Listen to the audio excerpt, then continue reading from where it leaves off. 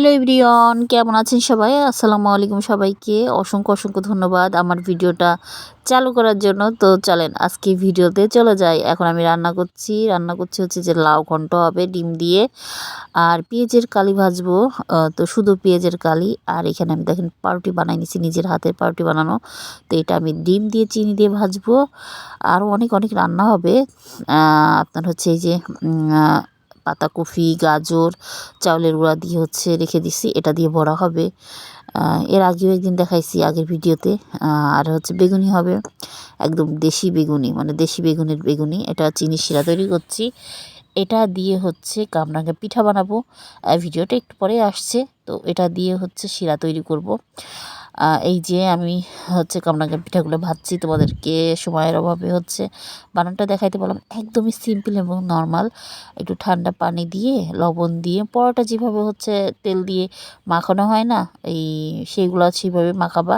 তারপর রুটির মতো বেলবা, 3টা করে এরকমভাবে দিয়ে চাপ দিয়ে কাঁটা চামচের সাহায্যে মানে পিছন দিক দিয়ে সাইড দিয়ে 2 ভাঁজ করে একটু চাপ দিলে পরে এইরকম কামরাঙ্গা পিঠা হয়ে যাবে। একটু বেশ ভালো গরম তেলের মধ্যে দিলে পিঠাগুলো ছাড়াই যাবে, একদম মনে হবে যে কামরাঙ্গা। আমি রান্না করছিলাম, মানে মেয়েকে বলছিলাম একটু ভিডিও করে, তাইলে আপলোড দিতে পারবো। তো ওই যে মেয়ে কিছু কিছু বানাইছে, আমি কিছু বানাইছি। আমারগুলো এই যে এই কাটারগুলো দিয়েছি, ওকে বলছি যে এই কাটার দিয়ে কাটতেও, ছোটোটা দিয়ে কেটে ফেলছে। তারপর যেহেতু দেখলাম যে কাটা যেহেতু হয়ে গেছে, পরে আমি আবার কয়েকটা বড়টা দিয়ে কাটলাম, কিছু ছোট কিছু বড়। বড়গুলাই বেশি সুন্দর লাগতেছিল, ছোটোগুলোর থেকে এত সুন্দর লাগতেছিল না, মানে কি বলবো। এই যে কামরাঙ্গা পিঠাগুলো তেলের শিরায় দেওয়া হয়ে গেছে। এখন আমি একটা একটা করে তুলে নিচ্ছি।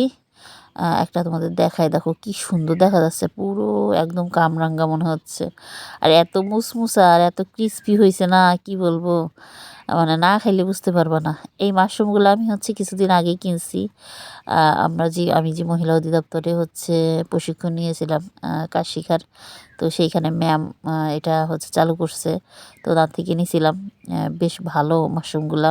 আমি খাইছি কিছুটা কিছুটা ডিপে রেখে দিছি, কেন নর্মালে রাখলে কিছুদিন পরে একটু কেমন কেমন হয়ে যায়, ভান্ন যেরকম পড়ে না সাদা সাদা শতকরা, তো ওইরকম পড়ে যায়, এই জন্য ডিপে রাখছি।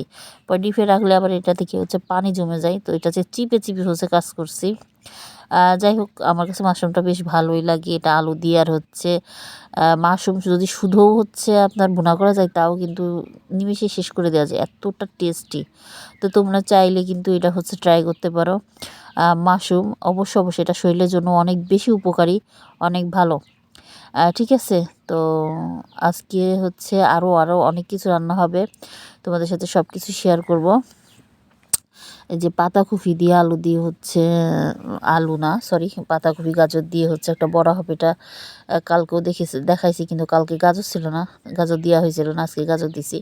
আর এটা একদমই অল্প তেলে, এই জন্য এটা প্রতিদিনই করা হচ্ছে, যেহেতু সবার গ্যাসের প্রবলেম। আর সবজিও সাথে যাচ্ছে, শরীরের জন্য ভালো। সবাই ভালো থেকে, আল্লাহ হাফেজ।